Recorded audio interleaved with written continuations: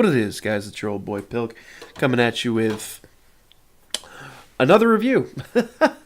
Guys are probably getting sick of this, actually, but this is the spoiler review that I've been trying to make for Guardians of the Galaxy for literally days now. I came back Friday evening from watching the movie, was so hyped.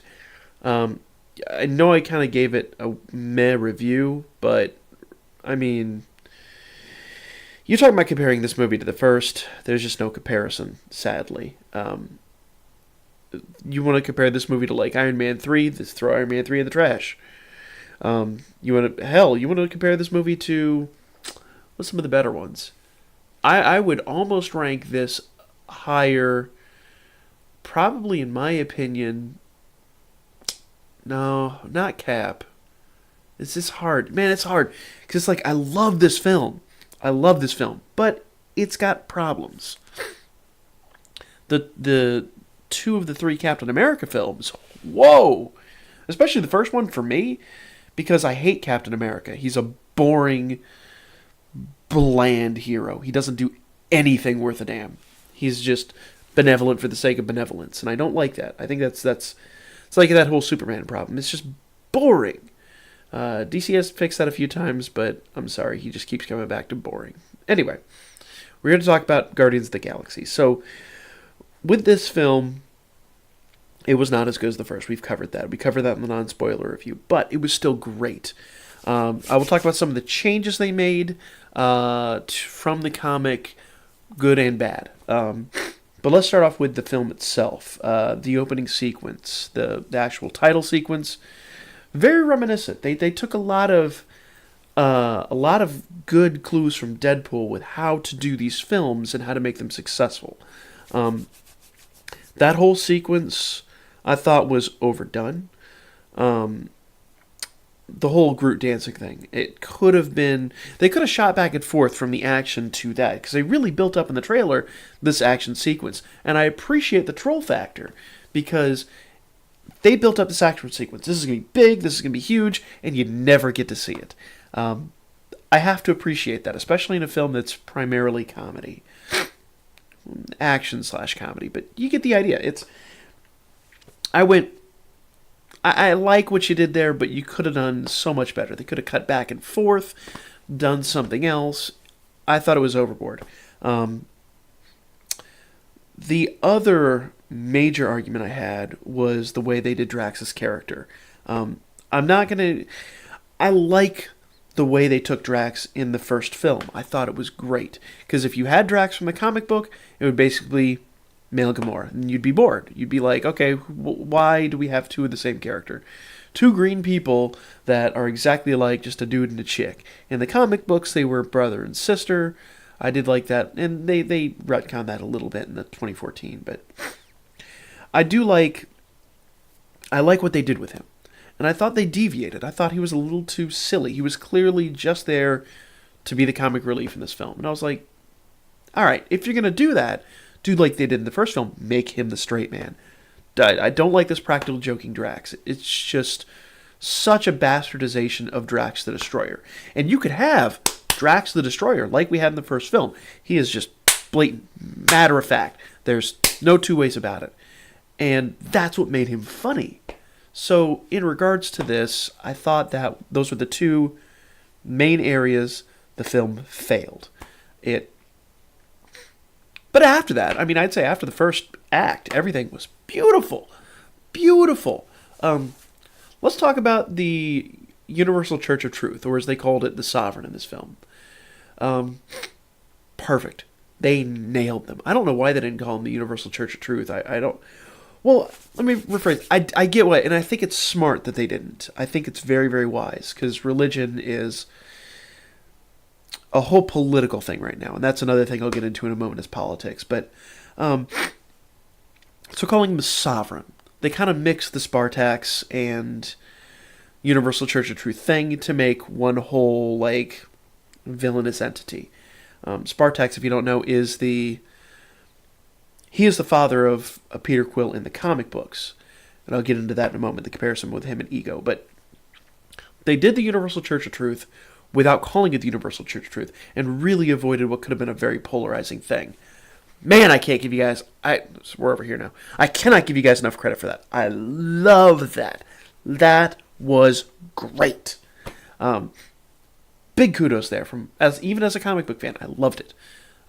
Plus the Easter egg at the end, which we'll get to in a moment. By the way, guys, I did put spoiler up ahead in the description, or actually it's down here, depending on where you're at. There are massive spoilers. If you haven't seen the film, it's time to tune out, because this is going to spoil everything. Anyway, let's talk about Ego. Wow. The way they did Ego was both very good and very depressing. We talked about Spartax a moment ago. He was the father of Peter Quill in, I think I'm pronouncing his name right, but he was the father of Peter Quill in the comic book. He's basically like galactic dictator, dickhead. You know, really, if they had brought him into the MCU, it would have just been a big political thing.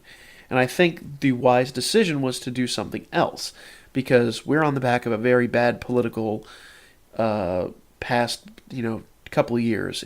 We need to heal from that. That was I don't give a damn what side of the argument you're on. You're both idiots. Neither here nor there. I think it's very, very wise that they changed that. Making it Ego was cool to me, because I was like, how the hell are they going to do Ego in the MCU? I don't know. This doesn't... Ego's an interesting character. Now, I think they've squandered him a bit. Ego usually has some very deep... I like the feels trip. I'll say this. The couple things I like about Ego is, yes, include him in the MCU. I like what they kind of sort of did with him. I didn't think he worked as a Celestial. That was BS. They could have done something totally different. But Ego as the feels trip, oh my god.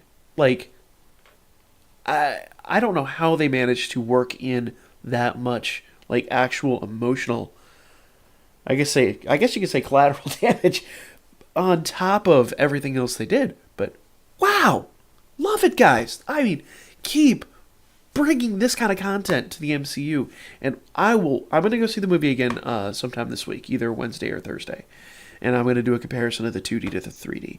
But love it, love it, love it, love it, love it, love it. And I think it was wise.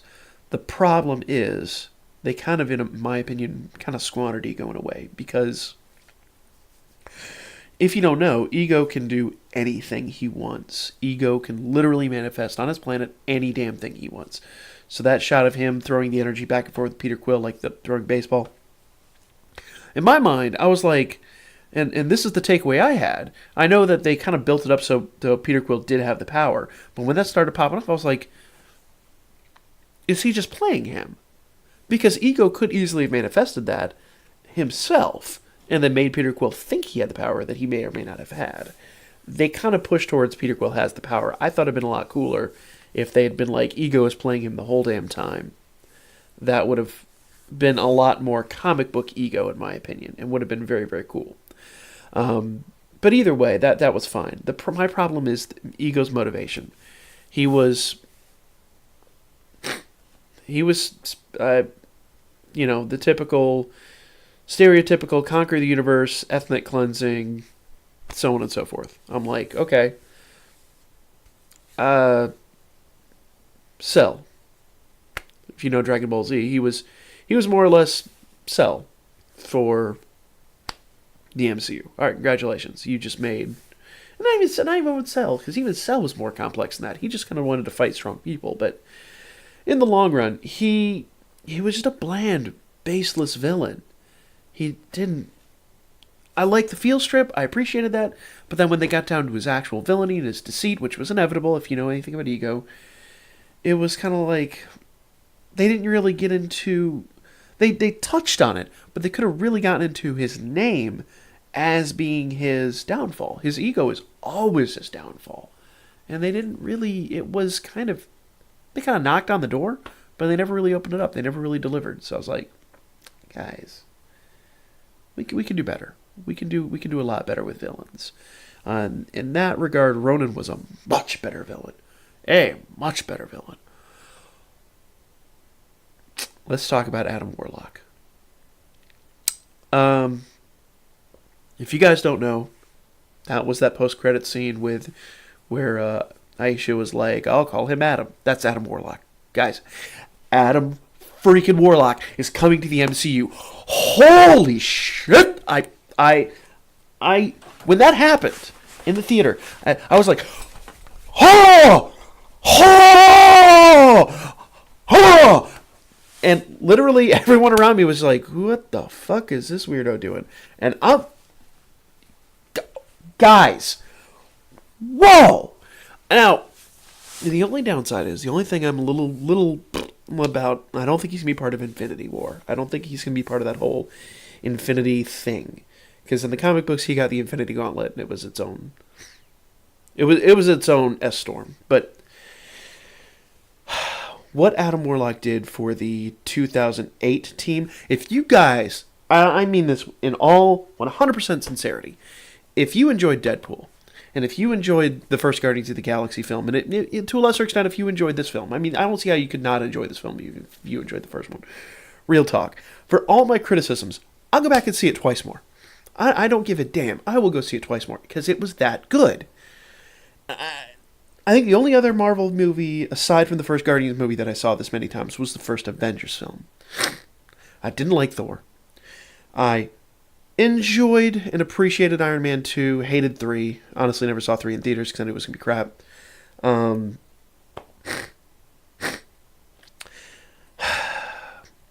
Guys, the third movie, the direction it's going. A little minor spoiler for the comic books, but if you don't know, go out, locate the 2018 comics. Do yourself a favor. They are so good and so funny, and I mean, everything you want from the movie, you're going to get in that comic and then some. It kicks off an event so massive, so huge. Spoiler alert. Massive spoiler. I mean, just mute me for... When you see me go... all right, I'll give you the high side. If you don't want the spoiler, just mute the audio for about 30 seconds, and I'll go, welcome back. And then you can bring it back on. So, mute me now if you don't want to hear this. In the comic books, they recruit Thanos to a lesser extent. Thanos joins the freaking team, guys.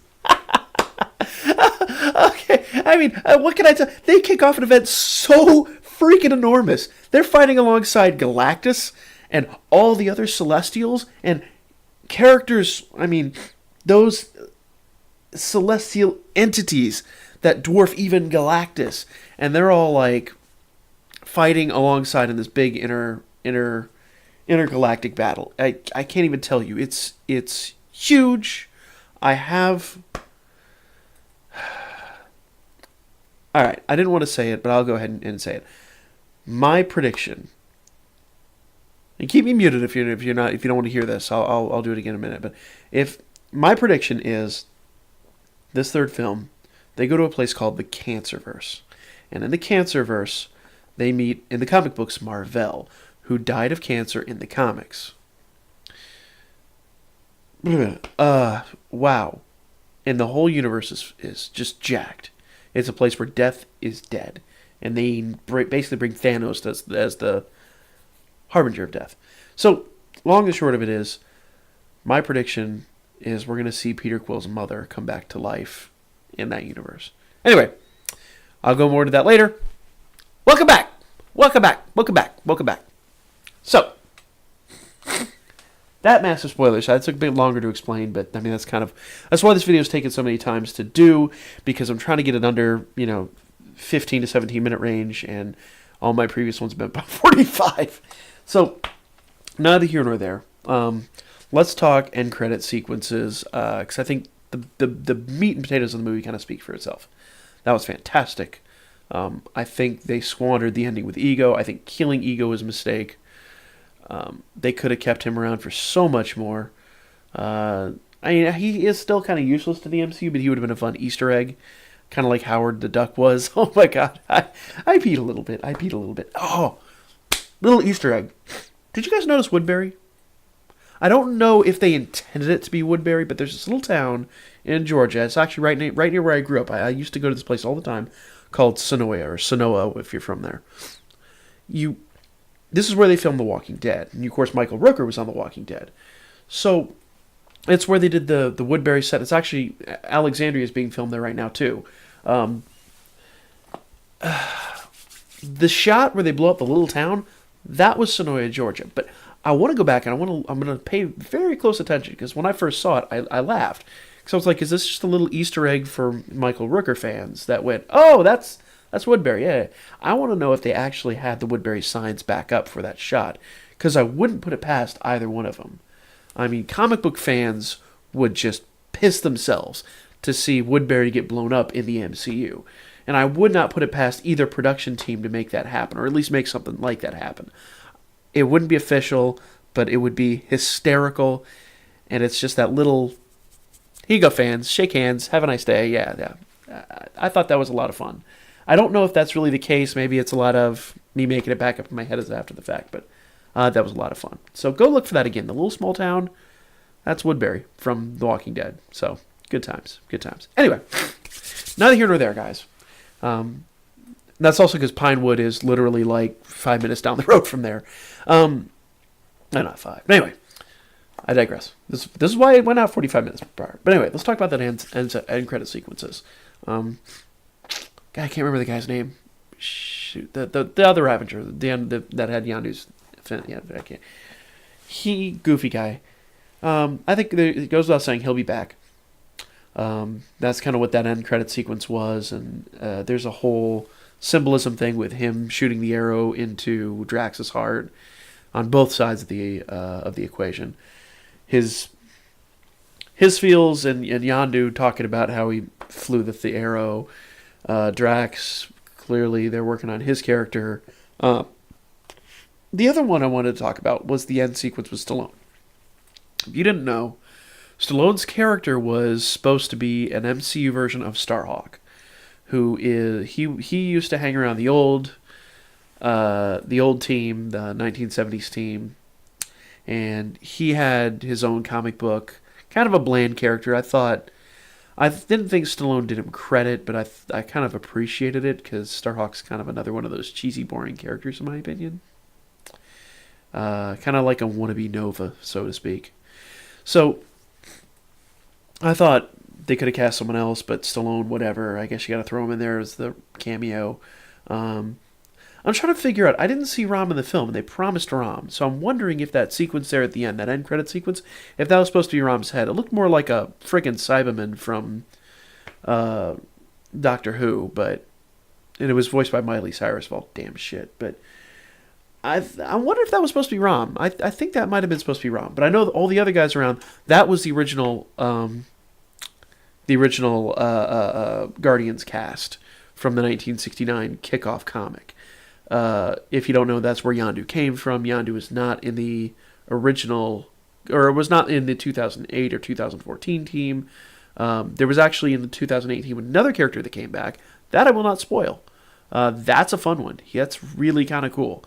But to cross over the two Guardians of the Galaxy, I say continuities, so to speak, but I'll say it again. Go pick up the 2008 comics. If you want to be prepared for what's happening and what to expect, maybe be disappointed a little bit like I might be, but I'm so super hyped, guys. I cannot tell you how excited I am to see what's coming. So, but yeah, that was that team. That was just a little homage. I mean, little Easter eggs here and there everywhere. Jimmy Urine was killing me the whole damn movie. He's the Ravager with like the crazy eyes and like the big thing over there. That's Jimmy Urine from Mindless Self-Indulgence. He was hurting me the whole damn film. Oh my god. What else? I mean, there's just so much to talk about. I could go on for days. I really need to keep this short, but those are my feels on the whole thing. I loved the field trip. I loved that. I did not expect that going into this film, and that's one of the biggest benefits to this film. Like the first film, the thing was we did not know what we were getting into. Nobody really knew the Guardians of the Galaxy. And like I said in the non-spoiler version, I went out, I got the comic books, and I familiarized myself because I didn't know anything either. And I fell in love. and I have actually gone and collected a good chunk of the comics. I need to get on All New, All Different. Shame on me, I haven't, but neither here nor there. So, yeah, I loved the field trip. That came out of nowhere. That came as far out of nowhere as the entire first movie came to the MCU. So I love that. I thought that was a great addition. It leaves me a little worried, actually, more I think about it, about the third film, because they probably should have left the field trip for the third film. So we'll see what happens. But, man, was it good. My gripes are minimal in the long run. I say, if you haven't seen it, well, why the hell are you listening? Go see it again. If you have seen it, comment your favorite part below.